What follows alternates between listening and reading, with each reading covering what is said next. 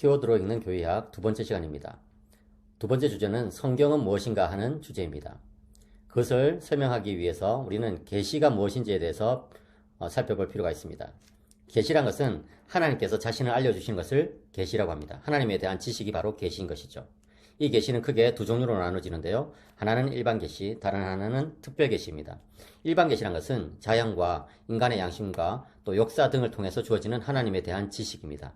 대표적으로 로마서 1장 20절을 보시면 창세로부터 그의 보이지 아니하는 것들 곧 그의 영원하신 능력과 신성이 그가 만드신 만물에 분명히 보여 알려졌나니 그러므로 그들이 핑계하지 못할지니라 라고 하고 있습니다.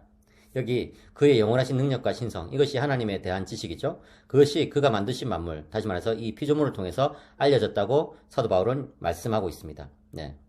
그렇기 때문에 하나님에 대해서 한 번도, 복음에 대해서 한 번도 들어본 적이 없는 사람이랄지라도 이미 이 피조물 속에서 나타난 일반 계시를 통해서 하나님에 대해서 어느 정도는 알게 되는 것이죠. 예. 그렇지만 인간들은 그 지식을 거부하고 하나님에 대해서 섬기기보다는 하나님을 거부함으로써 우상숭배에 빠지고 만다고 사도 바울이 로마서 1장 20절 이후에 그렇게 이야기하고 있습니다. 어쨌든 하나님께서는 이 모든 사람들에게 일반 계시를 주셨습니다. 옛날에는 이것을 자연 계시라고 많이 불렀습니다. 자연을 통해서 드러나는 계시이기 때문에 그런 것이죠. 그렇지만 이제 보다 더 근래에 와서는 일반 계시라는 이름으로 이제 우리는 부르고 있습니다. 사실은 똑같은 개념인데 일반 계시라는 이름이 좀 더 적합한 것 같아요. 왜냐하면은 일반적으로 모든 사람들에게 다 주어지는 그런 하나님에 대한 지식이기 때문에 그렇습니다. 하지만 일반 계시의 한계가 뚜렷합니다. 일반 계시는 하나님의 영원하신 능력과 신성에 대해서 약간의 지식을 제공할 뿐이지만 구원의 하나님께로 가는 유일한 길이신 예수 그리스도에 대한 지식은 전혀 제공하지 못합니다. 그렇기 때문에 우리에게는 특별 계시가 필요한 것이죠. 특별 계시는 무엇입니까? 특별 계시는 하나님의 말씀과 그 말씀의 기록인 성경을 우리는 특별 계시라고 부릅니다. 성경이 기록되던 시대에는 선지자들과 사도들이 이제 살아있던 그 시대에는 하나님께서 주신 말씀들이 이제 아주 많았죠. 그죠? 예. 예를 들어서 선지자 예레미야에게 주신 말씀은 예레미야에서의 기록된 말씀보다 더 많았을 것입니다. 또 사도 요한이 쓴 요한복음에 보면은 이제 제일 마지막 부분에 이런 내용이 나오잖아요. 예수께서 하신 일이 이보다 더 많으니 그 모든 것을 다 기록한다고 한다면은 이 세상이라도 그 책을 두기에 부족할 줄 아노라. 무슨 말입니까? 이제 하나님께서 주신 그 계시가 너무나 많다는 것이죠. 예. 그런데 이제 성경의 저자들이 죽은 지금은 오직 기록된 성경만이 하나님의 특별 계시입니다. 네. 그렇기 때문에 우리는 지금 현재로서는 성경만이 특별 계시다라고 이해해야 합니다. 성경 66권만이 하나님의 특별 계신 것이죠. 성경의 기록은 어떻게 이루어집니까? 성령님의 유기적 영감에 의해서 이루어집니다. 여기서 유기적이라는 표현이 나오는데요. 신학에서 유기적이라는 것은 다양성이 있지만 일치성을 이룰 때 우리는 유기적이다 이렇게 표현합니다.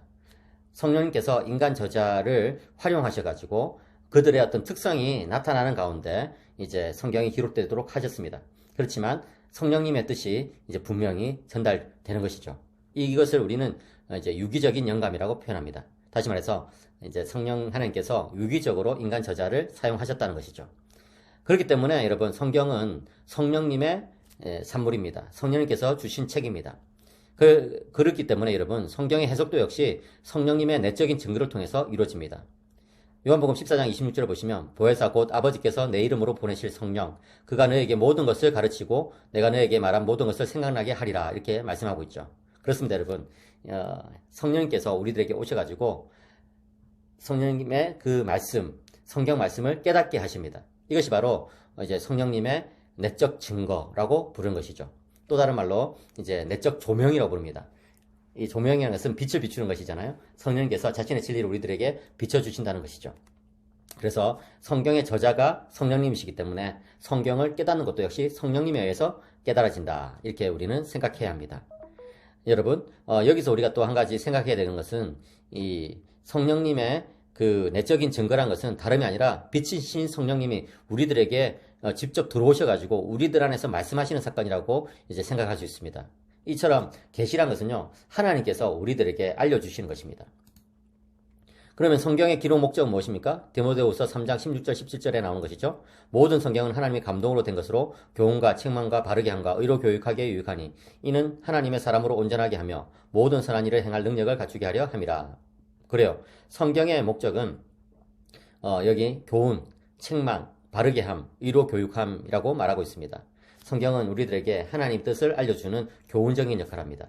또 성경은 우리들이 그 뜻에 어긋나게 살아갈 때에 우리들을 책망하는 역할을 합니다. 그렇게 해서 우리의 삶이 이제 바르게 되도록 하는 것이죠. 그리고 여기서 의로 교육하기에 유익하다고 이야기하는데, 여기서 말하는 의라는 것은 어떤 구체적인 계명을 지키는 것도 의이지만 하나님과 올바른 관계 속에 있는 것이 바로 의라고 할 수 있습니다.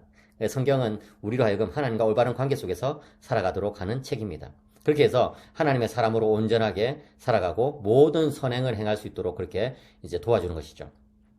다시 말해서 하나님께서는 자신이 누구인지 알려주시고 우리에게 구원을 주시고 우리가 구원받은 자답게 살도록 하기 위해서 성경 계시를 주셨습니다. 예. 이에 대해서 이제 웨스트민스터 대교리 문답을 보시면 성경을 주신 목적은 두 가지라고 이야기하고 있습니다. 첫째는 뭐냐? 하나님이 누구신지를 알려주는 것이죠. 둘째는 뭐냐? 그 하나님에 대해서 아는 사람이 어떻게 살아야 될지를 알려주는 것이죠. 예. 그래서 성경은 하나님에 대해서 믿어야 할 것과 하나님이 우리들에게 원하시는 뜻이 무엇인지를 알려주는 책이라고 할 수 있습니다. 그렇다면 성경의 속성은 무엇일까요? 네 가지죠. 권필명충. 이렇게 네 가지로 우리는 말할 수 있는데, 권위성이라는 것은 성경만이 신앙과 삶의 유일한 최고 권위라는 것입니다. 기독교에는 여러 가지 권위들이 있죠. 예. 지금 제가 이렇게 강의하는 것도 하나의 권위로 작용하고 있다, 이렇게 볼 수 있을 것입니다. 그런데요, 성경만이 최고의 권위입니다. 기독교의 최고의 유일한 권위는 바로 하나님의 말씀인 것이죠. 필수성이라는 것은 구원을 얻기 위해서 성경이 필수적이라는 것입니다. 성경 외에 우리는 구원의 길을 알 수가 없는 것입니다. 명백성이라는 것은 성경이 스스로를 해석한다는 것이죠. 예. 교부 때부터 계속해서 이어지는 전통이 있는데, 그것은 성경은 그 자신의 해석자라는 그런 전통입니다. 그렇기 때문에 우리가 성경을 바르게 이해하기 위해서는 성경의 여러 구절들을 서로 비교해가면서 이해해야 합니다. 여러분, 저는 한 번은 토마스 아퀴나스가 쓴 시편 주석을 읽은 적이 있습니다. 거기 보니까 참 놀라운 것을 깨닫게 되는데요. 성경을 해석하기 위해서 이 토마스 아퀴나스 중세신학자 아닙니까? 이 중세신학자가 여러 다른 성경들을 인용한다는 것입니다. 예를 들어서 시편 23편 그 6절을 해석하기 위해서 토마스 아퀴나스는 48구절 정도 되는 이제 구절들을 구약과 신약에서 계속해서 인용하면서 그 이제 시편 23편을 설명하고 있는 것을 저는 보게 되었습니다. 여러분, 참, 우리가 보통 중세 신학자 하면은, 굉장히 타락했다, 또, 진리에서 벗어났다, 이렇게 말하기 쉬운데, 사실 여러분, 이 성경으로 해석하는 그 전통은 교부 때부터 우리에게 주어진 그런 전통으로서 중세의 많은 신학자들도 그 전통을 따랐다는 것을 우리는 알 수가 있습니다. 예. 토마스 아퀴나스의 신학을 우리가 다 받아들일 수는 없다 하더라도, 여러분, 성경을 해석하는 그런 원리는 굉장히 중요한 원리라는 것을 우리는 알게 되는 것이죠. 그리고 충분성이라는 것은 성경 계시가 구약 39권, 신약 27권으로 종결됐다는 것입니다. 제가 이제 이것을 외우기 쉽도록 3927 이렇게 외우라고 하는데, 한 번은 시험 문제에 냈습니다. 대학생들에게 성경 개론을 가르치는 그런 이제 시간에 시험 문제를 냈어요. 구약 39권, 신약 27권이니까 3927 이렇게 외우십시오 하고 나서 이제 기말 시험에 구약은 몇 권이고 신약은 몇 권이고 합쳐서 몇 권이냐 이렇게 이제 문제를 했더니 어떤 학생이 구약 3권, 신약 9권, 합쳐서 27권 이런 놀라운 답을 썼습니다. 그래서 3927 너무 강조하면 좀 곤란하겠구나 이런 생각이 들었는데, 어쨌든 성경 66권만이 하나님의 계시입니다. 어떤 분들은 이제 성경이 66권 외에 또 다른 어떤 하나님의 계시가 있지 않느냐 이렇게 주장하는 분이 있는데, 그렇지 않아요. 한 번은 제가 아는 어떤 분과 함께 대화하다가 그분이 성경 외에도 하나님의 계시가 있을 수 있다고 그렇게 이야기하는 거예요. 그래서 제가 깜짝 놀라가지고 혹시 이단에 빠지셨습니까 했더니 아니라는 거예요. 그러면서 이제 성경 외에도 계시가 있을 수 있다 이렇게 이야기하니까 제가 그게 아니라고, 그래서 선지자들과 사도를 통해서 주어진 그 말씀만이 이제 하나님의 말씀이다 이렇게 이야기했더니 그분이 이제 이렇게 반박하는 거예요. 아니, 신약 성경을 보면은 이 사도가 아닌 사람들이 쓴 성경도 들어있지 않습니까? 예를 들어서 마가복음이나 누가복음은 이 사도가 아닌 사람이 썼잖아요. 이렇게 이야기를 하더군요. 그래서 제가 그런 책들은 이제 사도가 쓰지는 않았지만 사도들의 영향권 안에 있는 사람들이 쓴 것이고 성령의 감동으로 쓴 것입니다. 이렇게 이야기했더니 어쨌든 이제 아니라는 거예요. 그래서 제가 이제 요한계시록 제일 마지막 장에 나오는 그 표현, 이 성경 외에 무엇을 더하면 하나님께서 이제 저주를 더하실 것이고 빼면 생명책에서 그 이름을 빼올 것이다 이런 이야기들을 했더니 그것은 요한계시록에만 해당되는 거 아니냐 이렇게 이야기하는 거예요. 그래가지고 제가 고심고심 하다가 이제 그분에게 이메일을 보냈어요. 제가 어젯밤 꿈에 하나님의 특별 계시를 받았는데 성경이 66권으로 종결되었다는 특별 계시를 받았습니다. 이런 이제 이메일을 보냈습니다. 그랬더니 그다음부터는 이제 답이 없더군요. 예. 만약에 저의 말을 이제 받아들인다고 한다면 특별 계시가 있어서 저의 말을 받아들인다고 한다면 성경이 66권으로 종결됐다는 것을 그분은 받아들일 수밖에 없겠죠. 반대로 이제 더 이상 특별 계시가 없다고 이야기하려고 한다면은 성경이 66권으로 종결됐다는 것을 인정할 수밖에 없을 것입니다. 예, 진퇴양난에 빠진 것이죠. 어쨌든 여러분 헤르만 바빙크가 말한 것처럼 성경이 66권 외에 더 있다. 예, 하나님 계시가 더 있다고 이야기한다면 정말 교회는 소란스러워지고 무질서가 난무할 것입니다. 교회에 권력 있는 사람, 목소리 큰 사람이 왕노릇 할 것입니다. 그러나 여러분, 교회는 그런 곳이 아닙니다. 교회는 하나님의 말씀의 지배를 받는 곳입니다. 그것을 꼭 기억하셔야 돼요. 성경은 66권으로 충분하고 그것으로 계시는 종결되었습니다. 그렇다면 이제 성경이 하나님의 말씀인지 어떻게 아는가 이런 질문을 한번 다뤄보겠습니다. 많은 사람들에게 이런 질문을 하잖아요. 성경이 하나님의 말씀인지 어떻게 할까요? 그것은 성경을 읽으면서 묵상하면서 깨닫게 됩니다. 왜냐하면 성경은 스스로를 증명하기 때문에 그렇습니다. 그래서 우리는 성경의 자증이라고 합니다. 성경은 그 스스로가 하나님의 말씀이라는 것을 증명해 버린다는 것이죠. 그래서 브루스 메츠거라는 그런 유명한 신약학자가 있는데 그 사람이 그렇게 말한 적이 있습니다. 초대교회 시절에 많은 사람들이 예수 그리스도의 그 사건을 기록하기 위해서 붓을 들었다는 거예요. 예. 누가복음 1장에도 보면 그런 내용이 나오잖아요.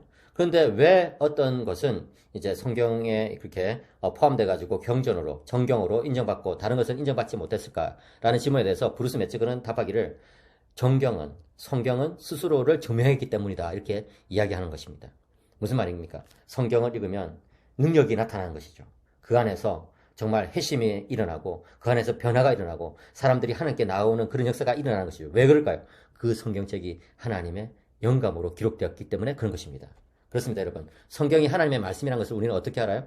성경을 읽음으로써 그 능력을 체험하면서 알게 되는 것입니다. 성령님께서 우리들 안에 성경이 하나님의 말씀이라는 것을 증언함으로써 알게 되는 것입니다. 그렇기 때문에 성경이 하나님의 말씀인지 아닌지에 대해서 의문을 품고 회의하는 사람일수록 더욱더 좋은 설교를 듣고 성경 공부에 열심히 참여할 필요가 있습니다. 그럴 때 정말 성경이 하나님의 말씀이라는 것을 분명히 깨닫게 될 것입니다. 성령님이 역사하십니다. 여기까지가 이제 성경은 무엇인가에 대한 내용입니다. 여러분들이 이것을 읽고 성경을 더욱더 사랑하시고 더 자주 성경을 읽으시고 성경을 깊이 묵상하는 그런 은혜가 있기를 축복합니다. 네, 감사합니다.